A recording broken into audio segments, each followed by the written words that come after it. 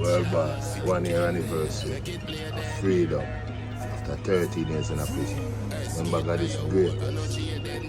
We achieve a lot and we do great things through Christ who strengthens us. Remember that. Big up all of the people that would believe. I'm telling you guys, strong. Hey, listen, my man.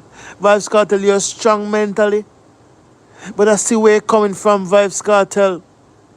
Vybz Kartel, I see where the strong mental coming from. Because they say they have a saying, old saying, say, apple don't fall far from the tree. Because your mother have a strong mental too. Because she was there to go through the whole ordeal, the whole years. And I'm so happy that God keep her throughout. Yes, she may be stressed, but she know how to keep it.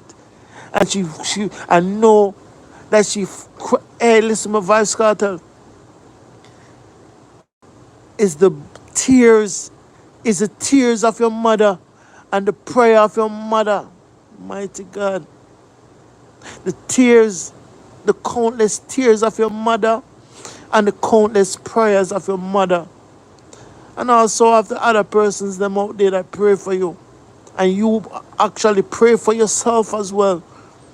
That get you out of that hell.